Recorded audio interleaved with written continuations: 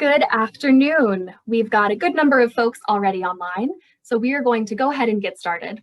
My name is Jessie Herman. I'm the Director of Programs and Community Outreach with the World Affairs Council of Charlotte, and I also help run our Young Professionals group. Our mission is to bring the world to Charlotte, and we work to explore different cultures and policies around the world and how they impact us here in our community. We've got a few more upcoming programs for the fall. We have a Thai cooking class tomorrow, a global trivia competition later this month, and a few other speaker lectures and spotlights and social mixers, happy hours that are probably going to be virtual for the remainder of the fall. If you want more information on any of those, you can find us on social media platforms or at worldaffairscharlotte.org. We're really excited for today's International Graduate School panel that's being hosted in partnership with UNC Charlotte's Office of International Programs. And we're delighted that you're taking some time out of your day as well to join us. We've got a group of everyone from high school and college students, young professionals, and anybody who really is just maybe thinking about going back for a graduate degree. I'd like to especially welcome our participants from other World Affairs Councils. I think we've got folks from Dallas, Fort Worth, Hawaii, and Central Florida joining us today. We'd also like to thank the students that we've got joining us from Queens University, UNC Charlotte, Seattle Pacific, Davidson, and Wingate. The panel today will be recorded and sent to everyone who's registered. The program will also be moderated by Briana Rinaldo, who is a board member of our Young Professionals group and is also a communications specialist at Brighthouse Financial. So at this point, I'm going to hand it over to Briana and we'll get started.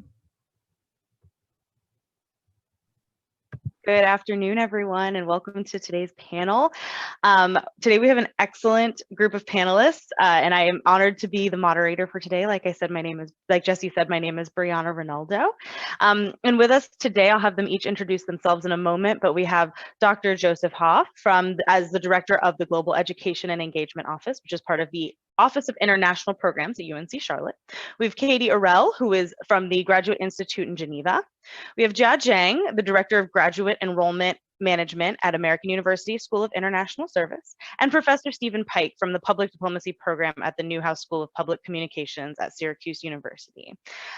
So I will go ahead and let them introduce themselves, but before I go, I wanted to let you all know that if you have any questions during today's panel for our panelists or in general about graduate programs or graduate programs abroad, feel free to use the Q&A box at the bottom of your Zoom screen. And you can submit your questions there. But for now, I will let the panelists introduce themselves. We can go ahead and start with Katy Orell.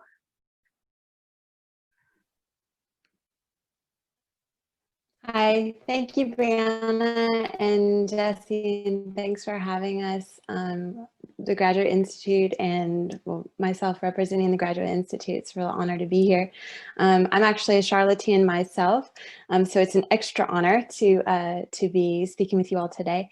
So the Graduate Institute is in Geneva, Switzerland. I live on the border of France and Switzerland, so it's kind of a complicated lifestyle. But I've been here for about 11 years now. I actually did a master's degree in Geneva, Switzerland, so I did a master's abroad. But my undergraduate was at Appalachian State. I have undergraduate in journalism and my master's is in communication media. And I've been working in communications now for about 5-6 years in Geneva in a bilingual environment, French and English. So it's been kind of a thrilling opportunity here.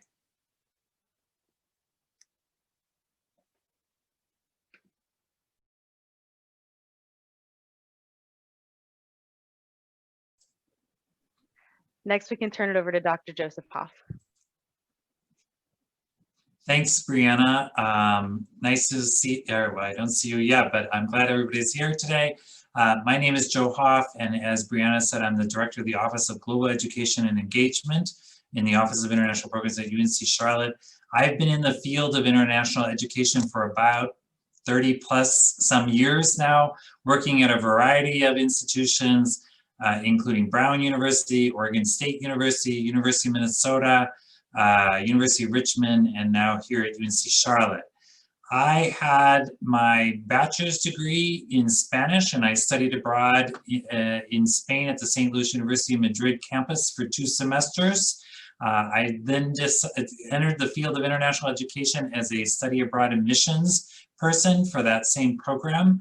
I decided I wanted to see another part of the world, so I decided to apply to, it wasn't called the JET program then, but it became the JET program in Japan. And I worked there teaching English to middle school students for 4 years, and then decided to enter the international ed field officially and did a second master's. My original one was in Spanish at St. Louis University, a second master's in international education, which was one of the few programs in those days, at the School for International Training Graduate Institute in Brattleboro, Vermont. And then after a little while working, I decided to go for my PhD at the University of Minnesota's Comparative and International Development Education program. And little by little, my path in international education has changed from being a study abroad advisor to being more of in charge of on-campus educational and co-curricular programs here at UNC Charlotte. And I also finished a short volunteer program in Tanzania, as well as an internship program in Lugano, Switzerland, not far from you, Katy, at a small school there called Franklin College, Switzerland. So I've had many different experiences throughout my career in international education. Thank you.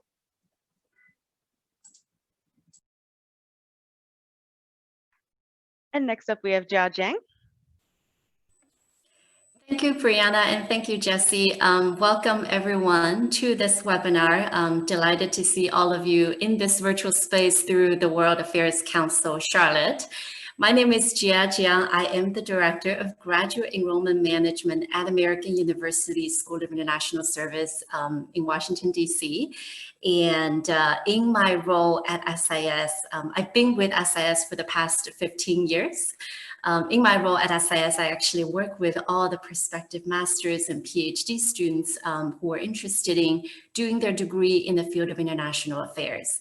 And I also work with a lot of external fellowship programs, foundations, to sort of create additional opportunities for students to be able to apply those fellowships, as well as then apply for grad school and help offset the cost of attending grad school.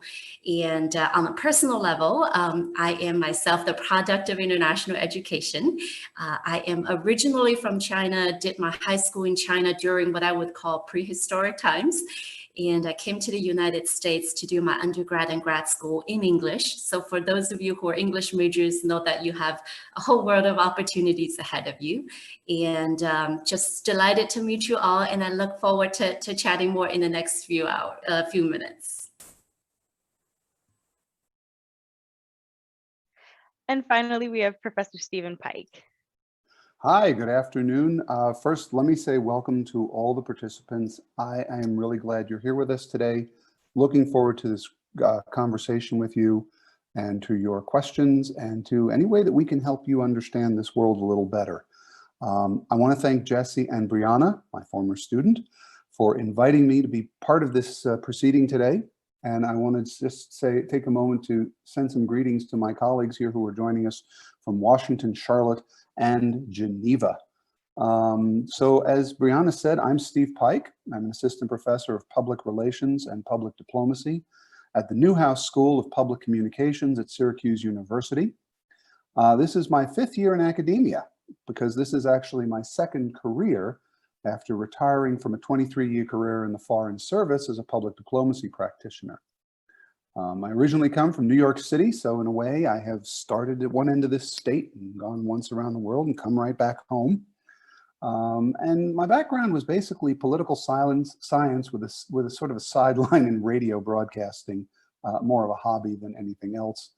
My first professional experiences were actually in public relations, interacting with the customers, doing customer service and serving a bunch of clients.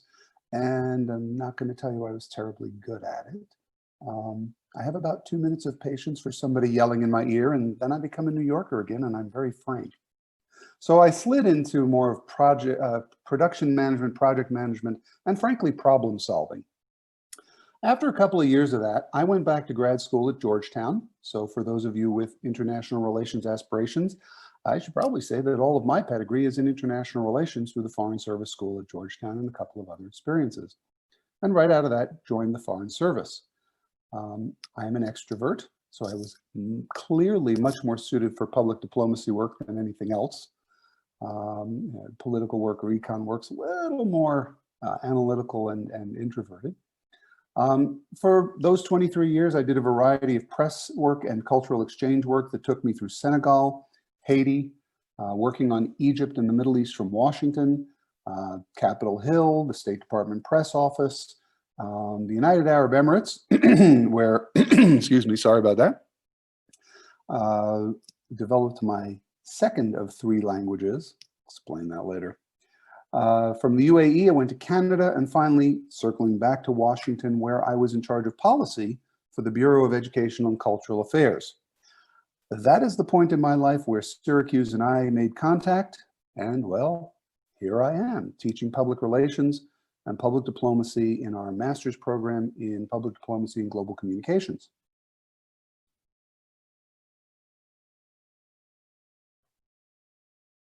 You're muted, Briana. There you go. A classic Zoom bingo moment. So if you had that on your bingo card, check it off. Thank you, Professor Pike. It's wonderful to see you and talk to you again. I'd like to welcome all our panelists back. Excellent. Welcome back, everyone. And today we'll be talking through international graduate schools and programs, what they look like both in the US and abroad, learn a little bit about what life after grad school might look like for those of you sort of considering this career path, and then touch on a few other topics that have to do with the field. So I'm excited to get the conversation going. Katy, I want to start with you. What's it like for Americans to get a degree abroad? The Graduate Institute program specific information would be great, but also just a little bit more about global competitiveness and sort of how that transition might take place for an American getting a degree abroad. Sure, Brianna. So for American students coming abroad, of course, there's the whole visa process, and now with coronavirus, there are a few other complications. But studying abroad is a fantastic opportunity.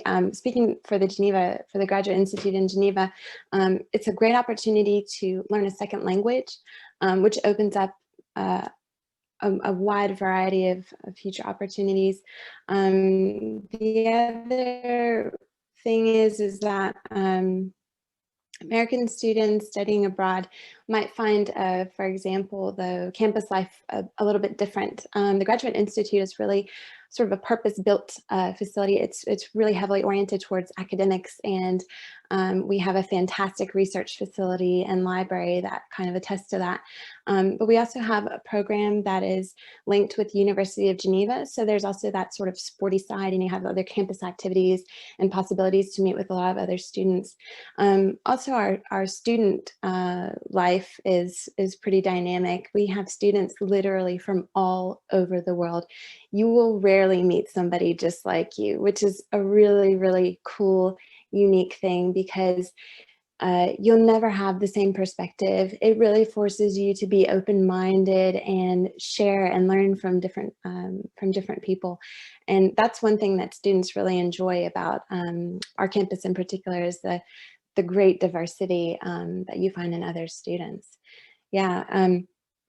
And in terms of global, we said global relations, yeah? So, global competitiveness, is there what makes an American candidate for the program at the Graduate Institute, more attractive, or what is the makeup? You said it's very diverse. How many American students usually get to the Graduate Institute?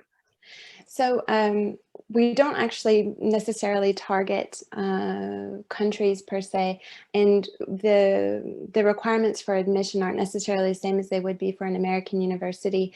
Not all of our programs require, for example, a GRE. We also don't look at the GPA, for example, in terms of admission, because our students are so international. For some countries, that just doesn't even apply. So we really look at merit-based applications. So, the diversity of things that you've done, and also in a lot of cases, how passionate you really are about the degree that you're seeking. So if it's international relations or international history or international economics, those are things that professors are really looking at in candidates. So if you're an American, you have a great chance of coming just as much as anybody else, but it's just something that has to really show in your application. Yeah, it has to show in your application. And I would also say our school is quite small. So we only have actually about 1,000 students right now, but we have a global alumni network that's really all over the world. So we have a lot of partnerships also with other schools. There are opportunities for students who come to our school to engage with other cultures and go visit other schools and do either research abroad or an exchange program abroad. There are really just a number of alternative activities you can do as well. So. Thank you, Katie. I appreciate that Sure. insight. I want to sort of play off of something you said. You talked about language skills and the diversity of the experience. And I'm going to hand this question initially to Dr. Hoff, but I would like to hear the rest of you weigh in as well. But Dr. Hoff, when studying abroad, can you talk to us a little bit about the merit of language skills and sort of the benefits that come with having a diversified skill set when it comes to language, and just how that might increase or enhance your experience studying abroad? Sure, and I would also defer to the other panelists as well, because they are dealing with direct admissions in their institutions. I myself studied Spanish on the study abroad program I was on in Spain, and then also picked up Japanese, communicative Japanese anyway, when I was in Japan. When I went to grad school, my PhD program at Minnesota did not require a language, but it was highly recommended that you have that type of background as well as studying abroad in general, because it was a comparative and international development education program. But again, I think that depends on the institution. Some institutions require languages, some don't. My personal feeling about both study abroad and learning languages is that it prepares you to work abroad in the future, right? If you speak another language, then you are able to understand how the culture is reflected in the language, and not having that ability may not give you that perspective. So I recommend trying to learn at least one language, possibly two or more in the future when you're preparing for grad school, and especially in whatever international work career you're going to have in the future, right?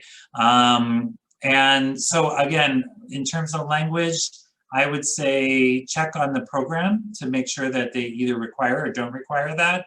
And then if you have the ability to learn language while studying abroad, whether you studied it previously or not, great opportunity to take that on and gain another culture's perspective. In terms of study abroad, real quickly, I just wanted to mention, because I assume we have students who have not studied abroad yet but are thinking about it. You know, study abroad is considered a high impact practice, and many graduate programs are looking for these type of experiences. And you want to make the most out of that experience in addition to enjoying yourself while you're abroad, right? So I would suggest, you know, looking at if you can select a program that may include a professional development or volunteer component that you can add to that experience. Again, learning a language while you're there as well, even if it's just to a communicative level. Connect your study abroad field to the career you want to be in after you graduate, or the graduate program you want to go into. Make connections with people who could write a letter of recommendation while you're on the study abroad program. Create an online presence. You know, many students are doing this for their families. You know, write a blog and you know, track so that others can track your respectable, of course, adventures, not those wild drinking nights out, you know, somewhere, but something that you did, like experiencing a particular museum or something like that. And they may want to look at that on their own, the graduate programs. Keep a journal so that you remember what you experienced. And then also think about, don't underestimate this power of study abroad. Think about ways that you can express what you learn, such as some challenging experience that helped you to develop critical thinking skills or decision-making skills, or really learning about another culture. How did you do that? What did you learn? Ways that you can identify those skills and attitudes and knowledge that you picked up during your study abroad program. Thank you, Dr. Hoff. And before we move on to a different topic, I did want to open that question up to the rest of the panelists too, because I know we have mostly bilingual, if not tri and quadrilingual people on the call. So Jack, Katy, or Professor, do you all have anything to add? Yeah, I'm happy to add something. I think absolutely agree with Dr. Hoff that, I cannot emphasize the importance of foreign language and regional experience and study abroad enough. And this is something that we repeatedly hear from our alumni as well as employers. And in fact, we have students that get tapped to work in the intelligence community, not just because of their policy analysis experience, but also because of their regional expertise, right? So that's number one. And number two is, I think in the field of international education, we always talk about the unpacking of that experience.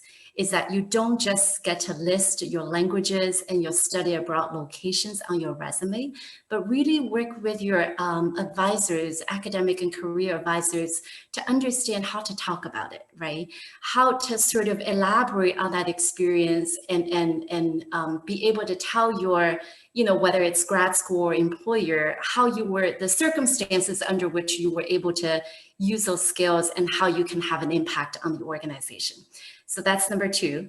And number three is, I think, in this field and for schools like SIS in particular, right, we always think about access issues. We understand that to be able to learn a foreign language, to be able to study abroad, oftentimes is a privilege, and we should not ever take it for granted.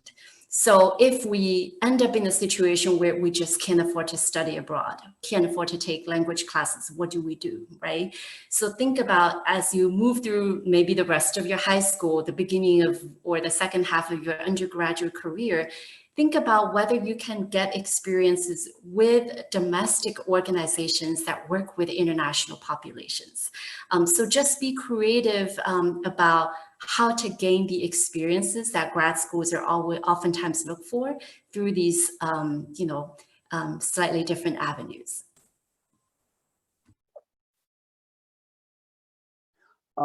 Could I add one to that on the language, Briana? Look, so this is a little funny. The Foreign Service, for example, always says that don't worry about language. We'll teach you the language you need, and they will. By force if necessary. Sometimes they just get it in your head. And perversely, when you first start, they may not send you where your expertise lies, where your linguistic or your cultural expertise lies, precisely because they don't want you to think you're an expert. They want to teach you how to be a diplomat and do the job before you think, well, I know everything. Yet, I am completely in agreement with the value of learning a language for a couple of reasons. First of all, if you can learn one language, you can learn another, okay? It actually becomes cumulative. You can sort of build one on the other. The real reason, though, is when you learn another language, you are forced to learn somebody else's way of looking at the world, okay? They do not form idioms, whoever they are, the same way that we do. They think differently, they see the world differently, and that linguistic experience requires you to shed your cultural assumptions, at least for a moment, and try to see the world through somebody else's eyes, somebody else's worldview, and somebody else's thoughts. And that process of opening your mind is incredibly important if you are going to go into international relations. You've got to put down your barriers before you can be receptive to another person. So yeah, it's a great tool, but it's also really important cognitively for what it does to your ability to talk to another human being who thinks differently than you do. Thank you all. And before we move on, Katy, did you have anything to add on the language part? I would just add from, and I'm sure we could all add this from personal experience too, that you shouldn't let the fact that maybe a foreign language might be involved in your studies or might be something that people are looking for scare you off. Either you should not be afraid to make mistakes, or you know, when I first moved here, my French was very limited. I could barely order a croissant, you know, and now I can work in the language. It's a fantastic feeling, like, well, okay, it took me a little while, but you know, you get there and you have to just really trial and error. But yeah, you should really try and do it. It's a fantastic experience. It's a wonderful thing, as Steve Pike said, that you can really open up a whole world and learn about a completely a different culture, just through the language. Yeah, that's the one thing I would just add. Is just don't be afraid. Yeah. Thank you all so much. I love the idea of language too. I'm bilingual myself, and it's a wonderful experience to have that connection to another culture. And Jiang, I want to circle back because you talked a little bit about your program SIS, and so I wanted to learn a little bit more about, because it is a pretty well-known program, the American University. Can you tell us a little bit about the actual process of applying to the program and what the program is like, and maybe what sort of opportunities might exist during and post-program? Sure, I'm actually going to go ahead and briefly share a set of slides, since we're all missing slides, I'm sure, in the virtual space. Just 1 second. Okay, can you all see? Great, can you all see my slides? Yep, we can see them. Excellent. Okay, so actually, this is a perfect opportunity to sort of give some faces to some of the experiences that we just talked about, right? I think, you know, I want sort of all of you to picture with me the story of Jack, who is from Florida. Before Jack started grad school, he studied international relations for his undergrad in Florida.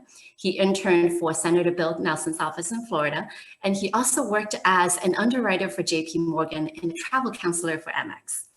During grad school, he studied U.S. foreign policy and national security. He actually was a recipient of the Thomas R. Pickering Fellowship, which some of you may have heard of. And this is primarily a State Department fellowship, you know, that places you directly in the Foreign Service.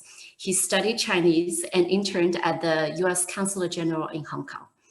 After grad school, as is the case with a lot of Pickering Fellows, they are placed they are placed in a first tour abroad as a Foreign Service officer. And as fate would have it, and I think very much in the example of what Professor Pike mentioned, right? His first tour was actually not in an Asian country where he studied the language for. He did his first tour in the Dominican Republic. He then moved on to his second tour in Laos, and now he is a father of 2. So now we have the story of Jose from Ecuador, who before grad school, he actually studied petroleum engineering for his undergrad, and then he worked as a petroleum engineer for 10 years in Ecuador. Then he came to SIS for grad school, studied international development and environmental policy. While he was in grad school, he interned for the World Resources Institute and worked on issues related to environmental impact assessment and indigenous communities. And after grad school, he stayed in Washington, D.C. to actually work as a senior environmental specialist at the Inter-America Development Bank. Okay, now the last story is the story of SAFI from Afghanistan, who received his Bachelor of Law degree from Pakistan and his MBA from India. During his time before coming to the US, he also worked as a media analyst for USAID. Now at SIS, given his more than 7 years of work experience, he did our executive master's degree with a focus on development. He worked part-time for Islamic Relief USA, headquartered in DC. And after grad school, he actually moved into a full-time position with Islamic Relief USA, and he is now working as an international manager, primarily on projects in developing countries in the following regions, right?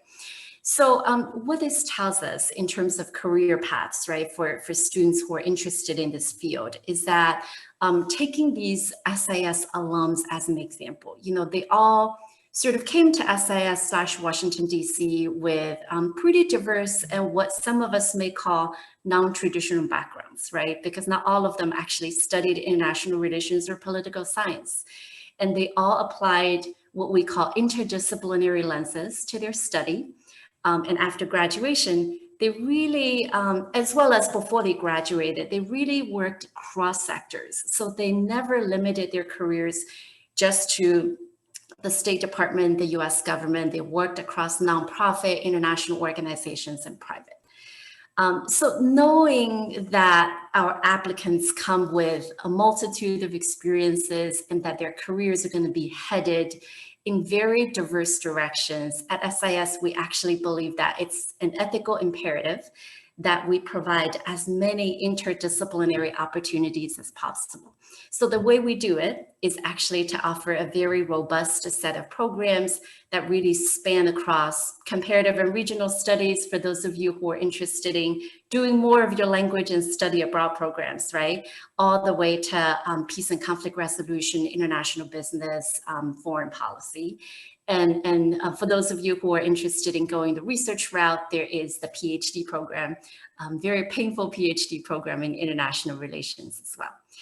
In addition, at SIS, we really care about, as a professional school of international relations, right? What we really care about is not just teaching you about things, but also teaching you how to do things. So what we do along those lines is really building as many skills development opportunities into the curriculum as possible. So you're not just learning about immigrant health, you're not just learning about data visualization, but you're also learning about, you know, business and NGO partnerships, right? And how to write a policy memo, because for those of you who have written a lot of papers, you'll know that sometimes it's harder, it can be harder to write a one-page paper versus a 10-page paper, right? And we also really want to sort of create the culture of early career thinking. So you don't think about, you know, your career and your job in this field 2 weeks before you graduate, but really the day you start grad school. Okay, so in terms of applying to SIS, and I say that, you know, for those of you who are interested in applying for international affairs graduate degrees in general, is that the first recommendation is really to understand the culture and the mission and the vision and the value of the program you're looking at, right? So for SIS, for example, you know, at the very core of who we are missions of service and social justice and waging peace, so on and so forth, right? So understand the larger context in which your degrees exist really matter.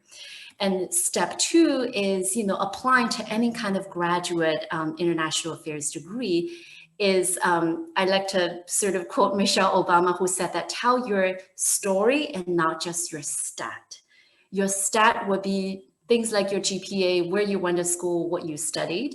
Your story would be what is sort of the academic and professional journey you have taken so far that led you to want to apply for a graduate degree, number one, and a graduate degree in the field of international affairs, right? What inspires you and what do you breathe for? And number two is, you know, I always say be really substantive about, you know, be really substantive in your statement of purpose, right? You need to tell us not just, you know, why is it that you care about humanity, care about international affairs, but what are the substantive areas that you want to study, research on? What are some of the methodologies that you may be looking at? Who are the faculty that you want to take classes with, right? And number three is really think about your application as a whole. So what it means is think about how the different pieces of your application come together to tell your story and help you put together as strong of a packet as possible. So for those of you, you know, if you're concerned about any aspect of your undergraduate GPA, right? Think about a professor that you may have really enjoyed taking classes with that has seen you grow academically, right? Could you ask that professor to write a recommendation letter for you? If you've been out of school for some time, you know, it may be hard to get academic letters. So how do you approach a professional recommender to tell us about your academic skills, right? So think about how all these pieces come together to put together sort of a complete picture for you for the admissions committee. And then I know that all of us are curious about how to fund for grad school. Grad schools do have their internal funding, which oftentimes comes in the form of tuition, teaching research assistantships, and many grad schools also partner with other organizations that share a similar vision. So SIS, being a service and social justice oriented school, we are a longtime partner of the Peace Corps, of AmeriCorps, Pickering Rangel Fellowships, right? So what these partnerships do is that they allow us to provide additional funding for those that come through these partnership organizations. And there are a lot of funding opportunities outside every grad school as well. You keep on hearing me mention the Charles Rangel Fellowship, the Thomas Pickering Fellowship. There's also the Donald Payne Fellowship if you're interested in international development for your foreign service career. There is the P.D. Soros Fellowship for New Americans. And if you are an international student, there is the Fulbright Scholarship under the State Department.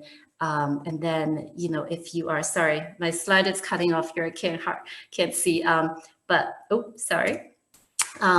you also have, the Open Society Fellowship. And if you're interested in pursuing a graduate degree in China on global issues, not Chinese issues, you can certainly look into the Schwarzman Scholars Program. So that's everything in a nutshell. Thank you so much. Yeah, I honestly have never felt like I'm like inspired now. And so Professor Pike, I'm coming back. Wait for me. I'm back in class soon because now I want to go back to school. Thank you so much for that. And we can share contact information. I know your last slide had a contact slide, and I can ask Jesse if we can share that at the end. But I also wanted to then go on to Professor Pike to ask about sort of your experience and if we need a master's for certain positions, or if we need a master's for the foreign service or federal government work. And can you tell us a little bit about the program at Newhouse and what it looks like? Sure. The simple answer to your first question, which is, do you need a master's degree to join the foreign service, is technically no. It says on the application, you need a college degree. But I would say it's the difference between, are you qualified for this job on paper, and are you ready for this career? Okay. A bachelor's degree basically says these days that you have a good, well-rounded education and, maybe one area of focus or interest, maybe because it looked good in the course catalog, right? A master's degree says you've focused in on a single area and you've mastered the entire corpus of theory that degree represents. So it's a higher level of abstraction, and it's a higher level of knowledge in a specific area.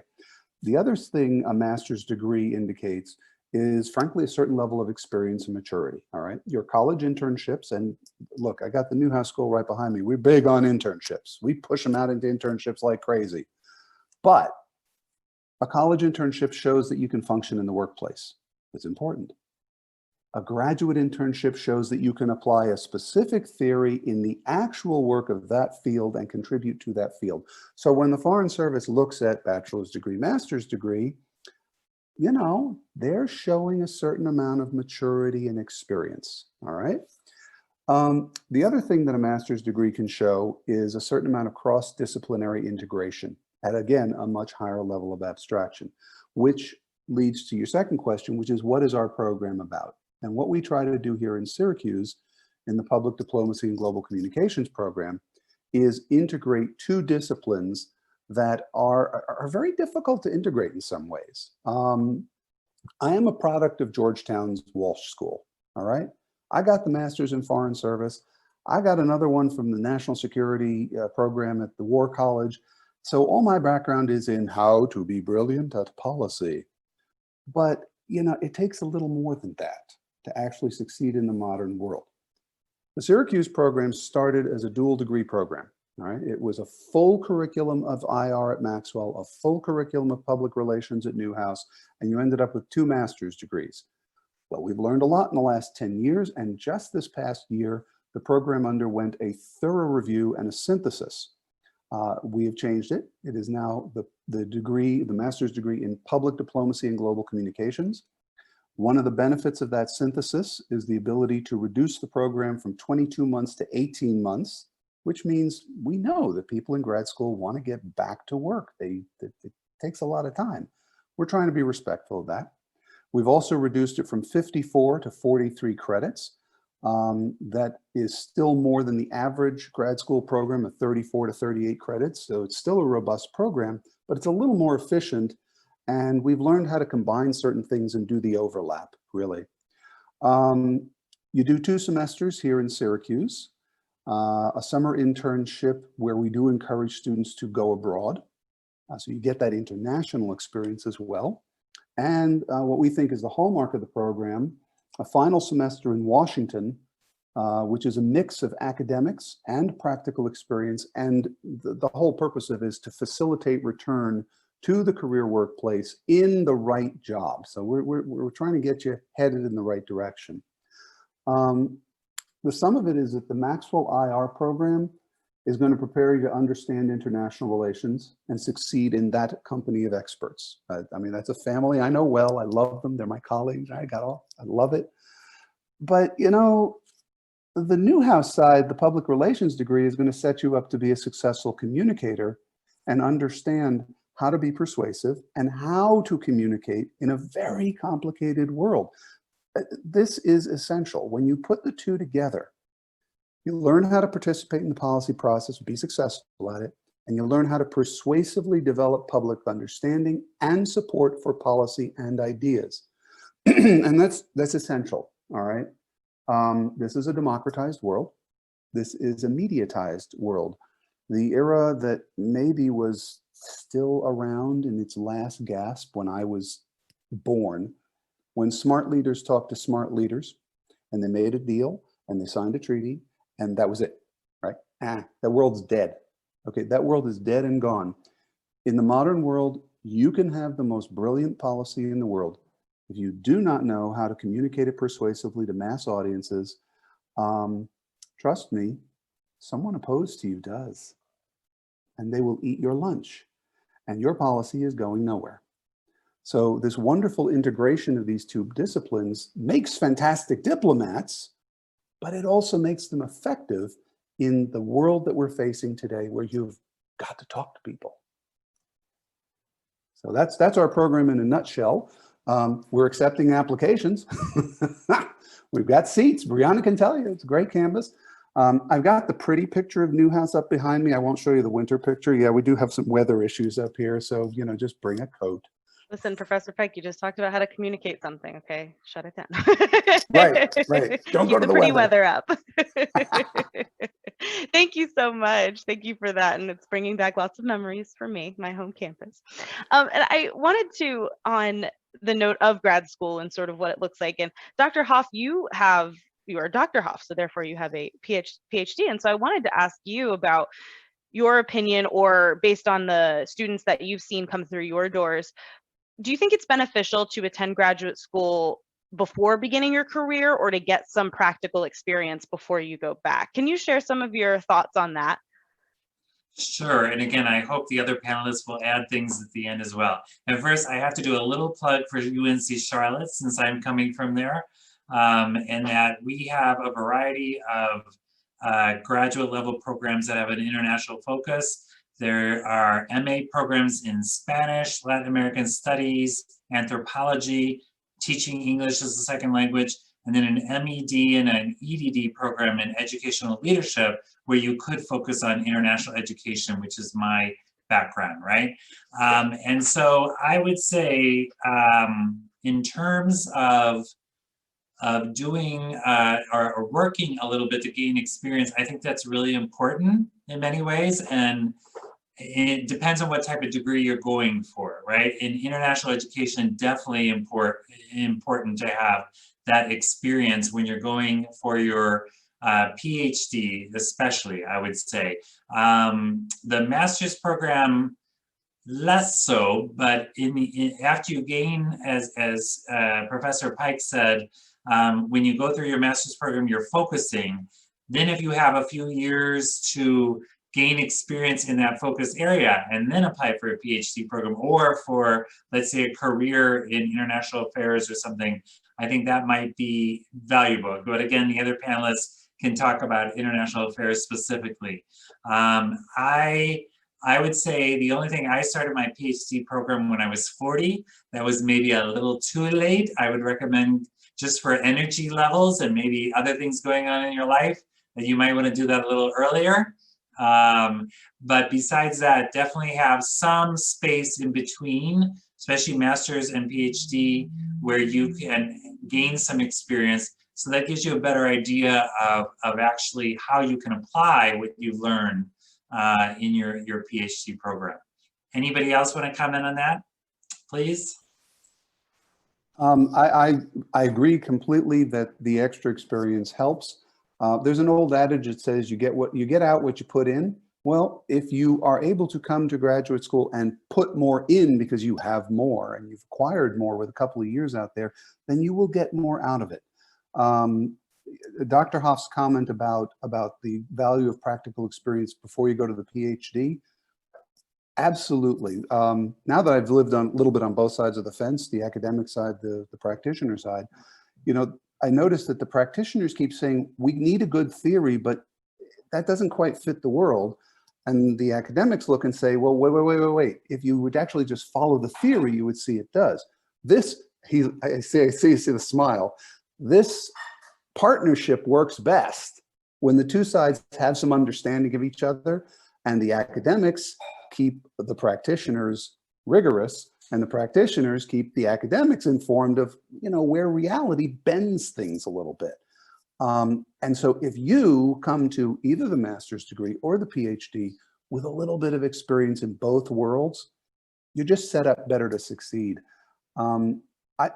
There's a question in the chat that's very directly related to this about potential non-traditional students and older folks thinking about going back to school and abroad.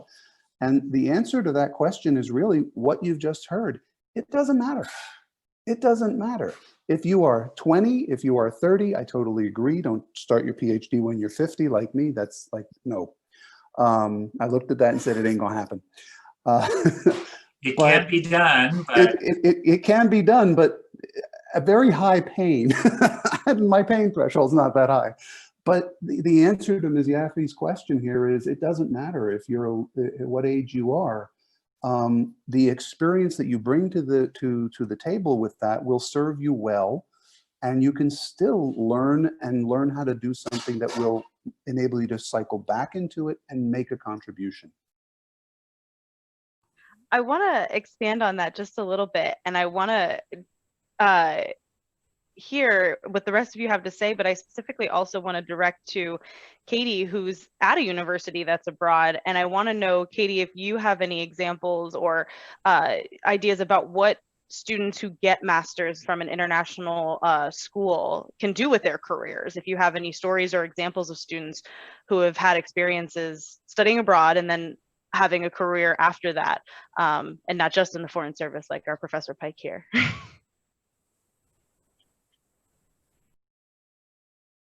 Oh, Katy, we may be frozen. I believe the internet across the pond. But if you want, I saw you come off of mute. If you want to jump in here, and then we can circle back with Katy when she's able to reconnect. Sure. First of all, I would say that I would never discourage. Of course. So my can you hear me? Can you hear me?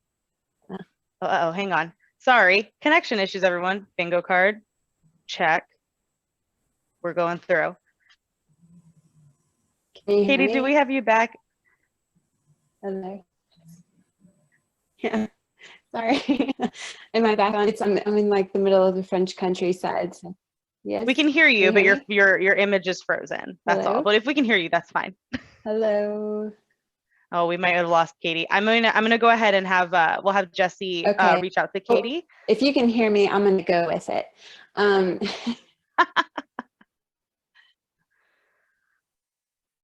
No problem. So I'll go ahead and have Jiang, why don't you jump back in right now, and then we'll see if we can resolve some of Katy's connection issues in the meantime. Sure. I was going to say that I will never discourage a student ever from gaining more work or life experience, because I think a lot of what that does is actually help you sharpen your academic interest, right? there are many times a student would come to us and say, I really care about international development.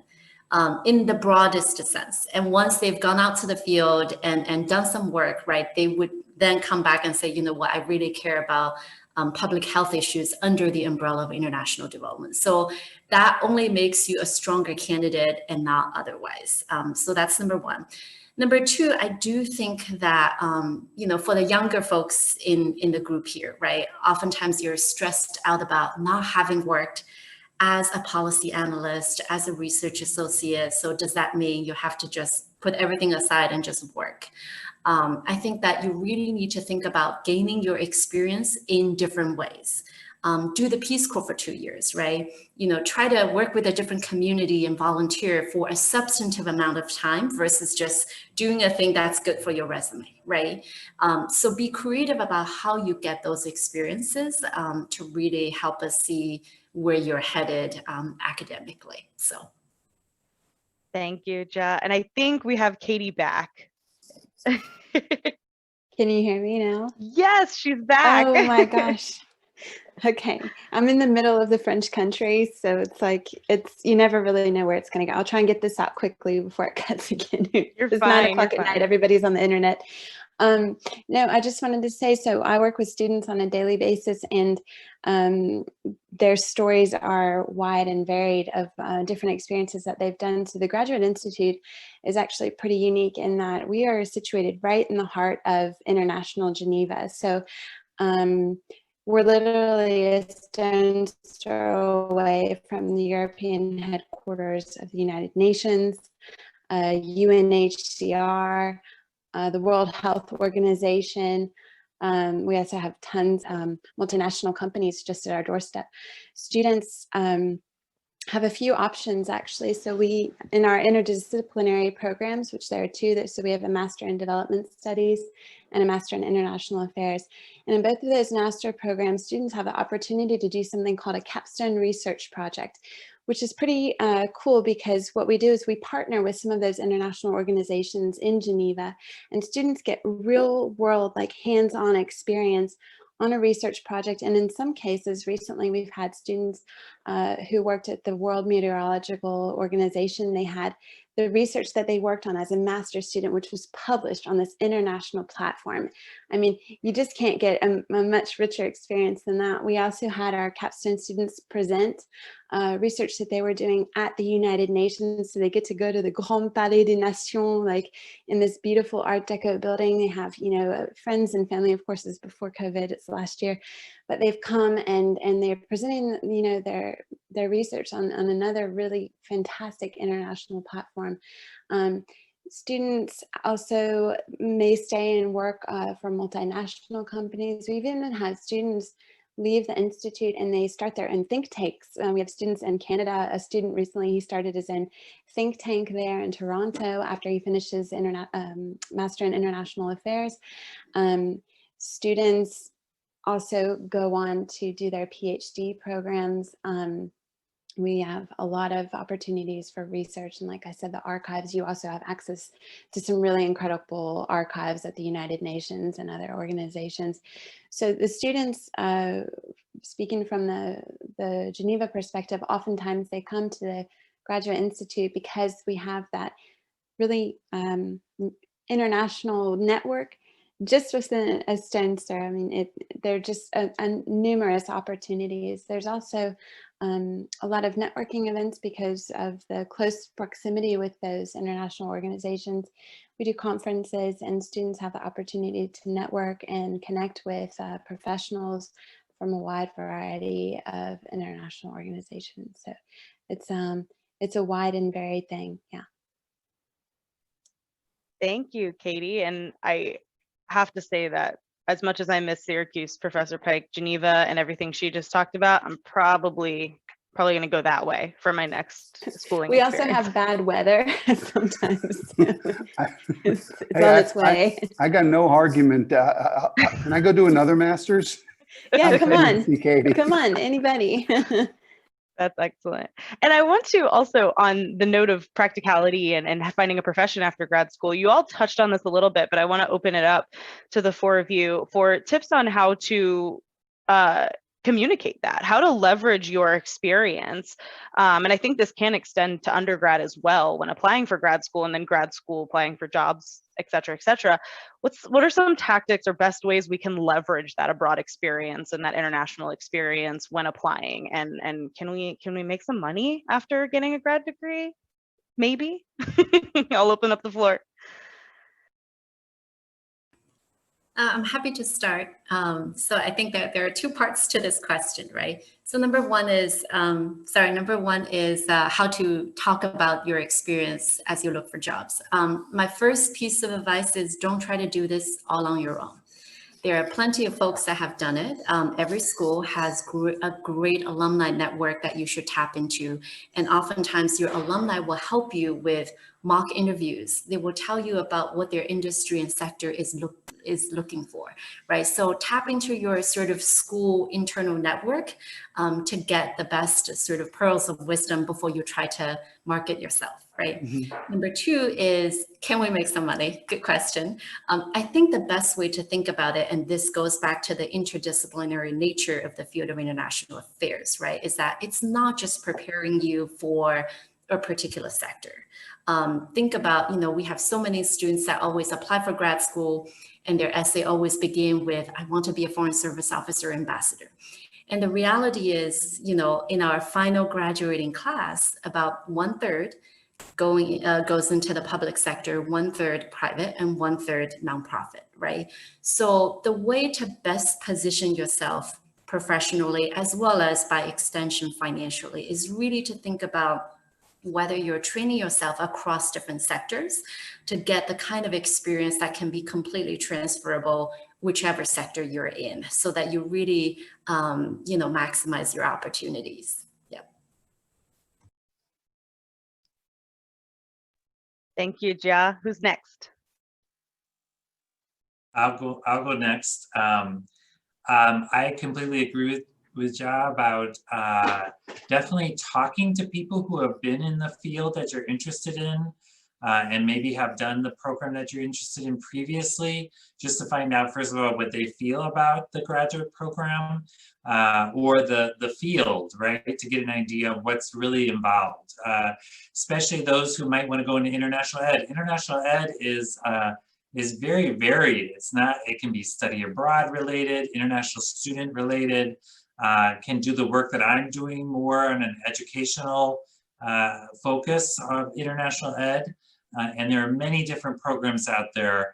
And so try to get to know somebody that has completed that program, whether they be alums from your campus or maybe even professors from your campus, or even asking the university to the program that you're applying to connect you with alums of that program as well, right? I'm sure there are alums that want to talk to future students as well. And then in terms of making money, sort of along the lines of Professor Pike, once you do a master's, it shows that you can focus, and whether you're going to go into that specific field related to your master's or not, it's definitely great to have in terms of showing that you are bettering yourself as well as can be focused. And as Jia said, our students would probably go, into nonprofits or into private businesses. They're looking for those skills that you're developing in a master's program specifically. And so they, again, depending on where your passion is, and I always say, go where your passion is, not just for the money. Hopefully, then you can also will be able to make a little money at the same time, but go where your passion is, for sure. I agree with everything that's been said so far. This is all good advice. Yes, reach out to alumni, look for programs through your institution. I mean, that's part of why we're here, is we have the connections that'll help you. The other thing, though, is work, okay? Internships. Take an internship in what you're passionate about, even if it's not exactly what you want. Because the great secret of the foreign service, and I think this is true, folks who are not in it, you tell me, I think this is true. Inevitably, the way you get a job is it's not about who you know, and it's not about what you know, it's what you know and who knows you know it. Meaning, you will be there someday, And something's going to go wrong in international relations. It always does. And people are going to look around and say, who can help us get through this, fix this problem? If you are known because of something you've done, something you've shown them, as the person who they can trust to like deal with this, they're going to pull you to them. They're going to say, oh, go get this person and get them in here. We need this person. And that's exactly how the Foreign Service worked every day I was in it for 23 years. Somebody would say that there's a problem. Greg knows how to write press guidance. Alice knows how to write that memo. Call them up and pull them in the room, okay? If you're just there and doing stuff, first of all, you have the first chair.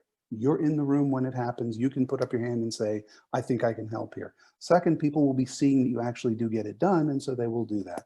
So grab the internship. Even if it's not in exactly the place you want to be, you'll meet 20 people through doing it. Hopefully you're still getting some money. I'm a big fan of paid internships.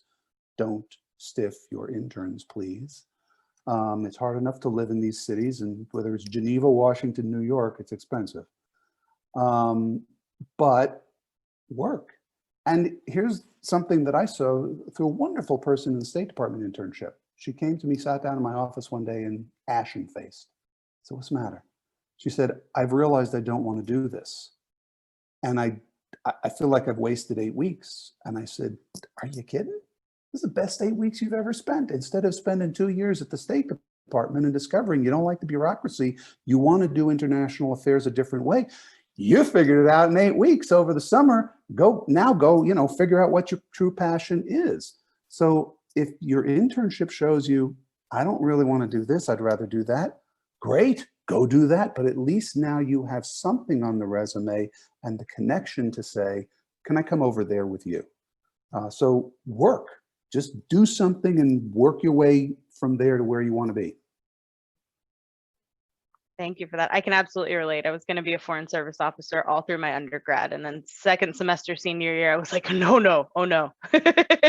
Obviously, I figured it out. We're okay. Did I talk you out of it, or did I not talk you into it? I knew where I was going before I met you, Professor Pike. We were. Katy, do you have anything to add to that? No, I think everybody pretty much, covered it. That was great. Yeah. Excellent. Well, I want to remind everyone in attendance that you can submit questions to the Q&A box if you have them. Please do. But if not, I have a few more questions for you all, and some of them are a little fun. So, Katy, I'm going to start with you and put you on the spot. What is your favorite non-American meal? That's an interesting question. I was thinking about this earlier today. That this area of France and, kind of on the corner of Switzerland, there are quite a few foods that cross the frontier, and the French and the Swiss are really, really creative with 3 or 4 ingredients. That would be cheese, ham, potatoes, and wine.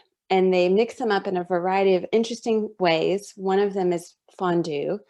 Another one is a dish called raclette, which is basically where you take potatoes and you steam them, and then you put hot cheese on top of them. You eat them with teeny tiny pickles, which they call cornichons, with the cheese, which is like melted and it just slides on top. You slide on your potatoes, eat it all together.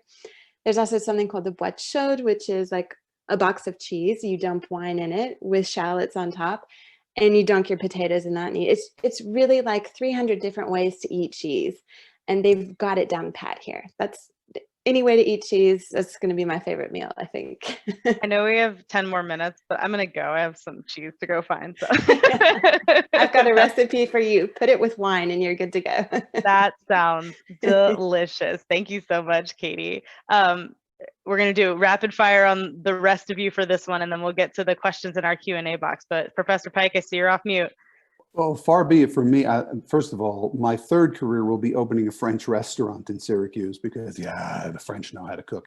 But anything Middle Eastern, okay, I gained a lot of weight in the Middle East when I served there. The food's really good.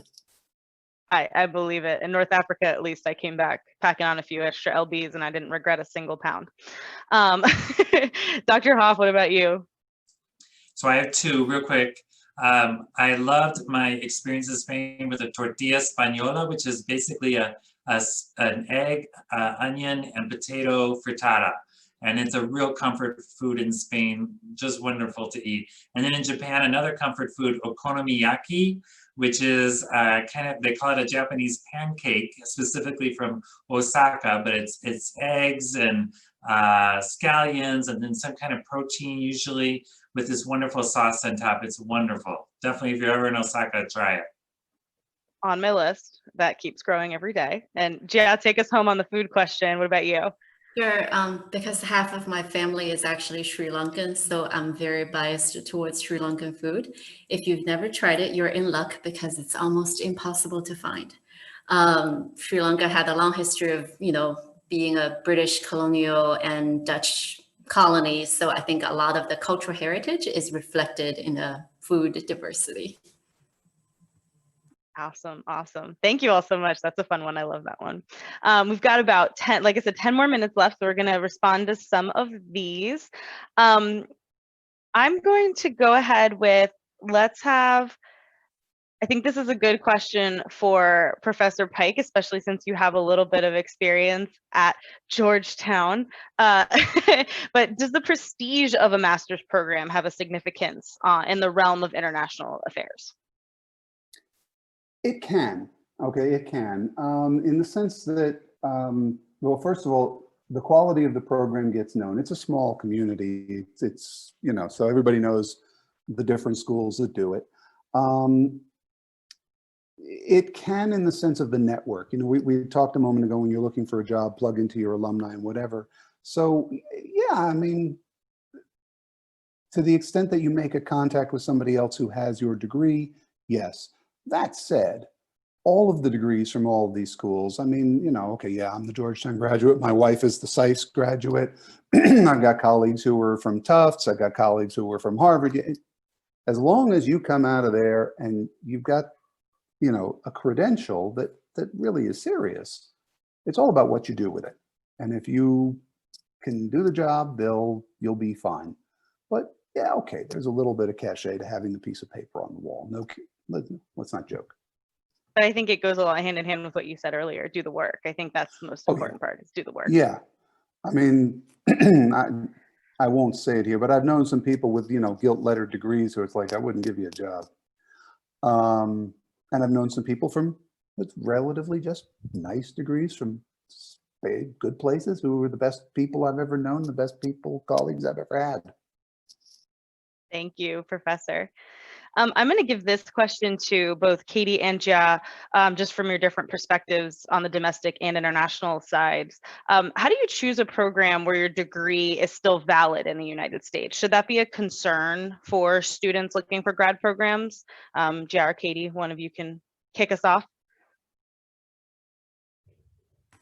Sure, I'm happy to start. I don't think I can speak to the technicality, right, of how valid a foreign degree is in the US, because I know that oftentimes it happens in the other direction, that a student gets a US degree, and then when they get employment in their home country, they have to go through a certification process, right? So that's definitely something to watch out for. But I think academically speaking, there is a fair amount of difference between different education systems. So think about, I think that, we looked at a lot of examples of a graduate degree that has a lot of internship and practicum and consulting opportunities, whereas you have other degrees that are very research oriented, right? Their durations are different, amongst other things. I think just do your research and figure out what is the best program for you. I think is really, the most rational way of approaching this complicated, set of choices. Sure. Yeah, sorry, I'm just gonna piggyback off what Jess said. Of course, the program that is passionate for you, what you want to really pursue, is the one that you should go for. In terms of international, you go on to work from all over the world.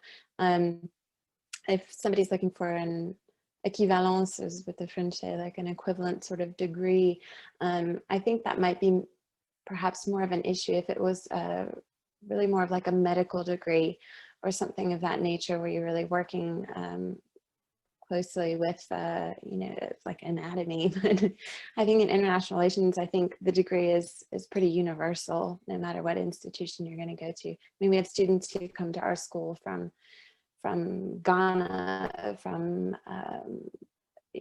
from China, from Brazil, from all over the place, and they are able to access our university and our educational system, just like our students who leave with a master's or PhD are able to access the world.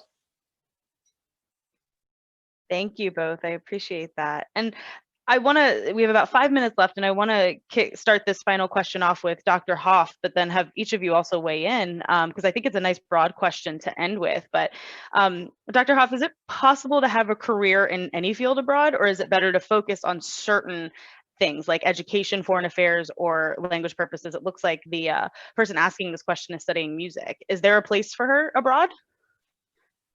Yes, understanding that, music might be, as Jiang mentioned, studied in a different manner than it would be in the United States. For example, and I know more music programs in Europe tend to be in more of like a studio environment versus a university, or a music sort of center versus a university. It's not quite the same as it would be here in the United States. Now, that being said, if you can get into a famous music studio or center in Europe, that would allow you also to come back to the United States and work, as well as work abroad elsewhere. So just understanding that there are very different ways that the different countries may approach a subject such as music. But if you think about, for example, MBAs, those can be studied almost anywhere. They all work with the same accrediting agency, and so therefore follow a similar program as they would here in the United States. Other subjects as well. Again, remembering that in Europe, there are many, for example, 1-year type of MA programs versus a 2-year in the United States, as well as they may be more theory focused, as Jiang mentioned, versus having that practical aspect as well. So you want to do your research. Again, you want to talk to alums, if possible, of those programs, and make sure you understand what their admission requirements are for whatever type of degree that you're interested in overseas. Yeah, Katie, do you have anything to add to that as far as that career abroad? Sure, I can add a little bit. I think essentially the question is, whether you should be trained as a generalist or a specialist, right? And I think at the graduate level, oftentimes our students as well as faculty are really hoping that we would dig deeper into an issue. So sort of doing research on the curriculum, right? Doing a good analysis of the curriculum to make sure that you get the best of both worlds is really, really critical. And it's going to give you the versatility you need in today's world. For music majors in particular, I happen to have worked with 2 music students, both graduated from Indiana. They actually came to SIS, very non-traditional. They came to SIS to want to look at how they can incorporate, essentially use music and performing arts as a way of preempting conflict, right? So there are a lot of ways that you can be creative about the field of international affairs as well as international education, making use of the background that you have. So. Thank you. And Katie, do you have anything to add? And then I'll have Professor Pike sort of round us out. Yeah, I'm sorry, Briana, I missed the first part of the question. Uh-oh, Katie, I think we might be losing you. It froze. Would you mind repeating it? I'm sorry, can you hear us, Katie? Can you hear me? Hello? We can now. Yes, I can hear you. Okay, now we can hear you. Okay. Can you hear me? Now we can hear you, yeah. Okay, I'm sorry that I missed the first part of the question. So I might, since my internet connection is unstable, it might cut out again. But maybe you go to Steve, and if maybe Jesse could write me the question in the chat. Sure, yeah, let's do that. That way I could come back to it. Yeah, thank you. Go ahead, Professor Pike. On this particular, oh Lord, we went through that and I forgot for a second what the question was. What were we talking about? That one specifically was about finding careers abroad and talking about how to apply, you know, if there's room for multiple different fields abroad. Oh, that's right. This student in particular studies music. Music. Look, I remember what I was going to say, which is, look, not everybody who goes abroad needs an IR degree. And if thinking of my old institution, the State Department, all we had were people with IR degrees, we'd have been bored out of our mind. I thank God for every journalism major, whoever was a press officer, every music and art major who programmed a cultural experience, because trust me, as an IR guy, I don't know how to judge a jazz concert or a philharmonic, but that person with that music education is going to tell me, no, no, no, this is the good one. This is not. I know how to put this together. So even in the Foreign Service, we had people with degrees in a whole variety of things. We had scientists. We had people with PhD in nuclear chemistry, and you need them to talk about, you know, nuclear weapons. So that degree, basically, there isn't a single field that isn't done internationally. You take your passion, you take your knowledge, and you go into the field and say, I'm the substance matter expert. How can I help? Trust me, they're going to pull you into the room. Okay, so yes, there's room for every degree in pursuit in international affairs. Katie, I think, did we get you back? Yes. Can you hear me? Yes, we can hear you better now. Good. Okay. Yes. Yes. So, well, for example, at the Graduate Institute, we offer a number of international programs. So we have not only international affairs oriented, but we also have international history, international law. We have international economics. So there's a number of different perspectives from which you can look at what's going on in the world today. And a lot of our students go on to, you know, some of them go on to international organizations, but some of them don't. Some of them go on to multinationals and they do something completely different. I think the idea is really to use the degree almost like a springboard to kind of catapult you into where you really want to go next. It could give you an idea, but as Gia said, you know, you can be either super specialized or a generalist. And if you don't get too specialized and too niche, then you can, I think you can really kind of, and using sort of a music idiom, you can really kind of play all the keys, you know. For example, I did my bachelor's degree in journalism. I did, between my bachelor and my journalism, or my bachelor and my master's degree, I actually did a degree in culinary arts. So I was a pastry chef, and then I went back and got my master's degree and followed, you know, communications. But I was like, I'm going to be a travel food writer, you know, but it took me to a different place, because I think if you can orient your experience, as everybody said, in a way that plays degree. Yeah, it doesn't have to be so specifically related to IR. Yeah.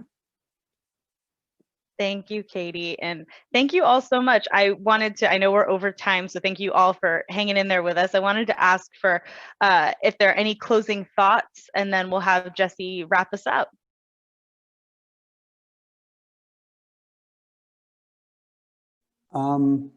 Could I offer one? Absolutely. So one of the things we face right now trying to run a program in international relations is people come up to us and say, wow, it's a really dismal field these days, particularly in the United States. And do I really want to do this? And the answer is yes, you do. Because the last time I checked, the world had existed for many thousands or billions of years, and it ain't going away. And I've never seen a nation pick up and leave the planet. So we're going to need people in IR in the United States and elsewhere who can have the intelligent discussion, who can come in and be ready to take on the challenges. And God knows the challenges have gotten only worse in the last 3 years, in the last 10 years, in the last 20 years. We still have to deal with climate change. We still have to deal with food insecurity. We still have to deal with, you know, failed states that harbor dangerous movements that are a threat to stability and order. So we need people, and we need them more than ever to be ready to come in and fix the problem. So please join this field, get smart, get ready. We need you to come in and clean up the mess, and you will be well employed, I promise you. And it sort of leads me to this other question that we saw in the Q&A from the gentleman who expressed a certain trepidation of going abroad. I really want to implore that person to do it. Just do it, okay? You have a great benefit, and I'm sorry to say, you speak English. And to a great extent, a lot of people out there speak English. It kind of depends on where you're going. But so you'll get a little bit of an easy ride, because you'll find somebody who can speak English to you. But the only thing worse than the fear of cultural embarrassment or discomfort is the fear of missing out.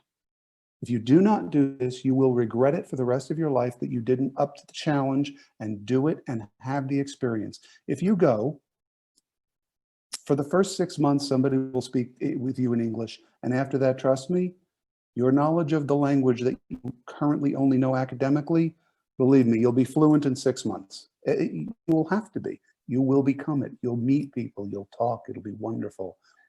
Do not, please, I beg you, sir, do not let just fear of linguistics stop you from an experience that could change your life and change the lives of the people you will meet and give the benefit of knowing you.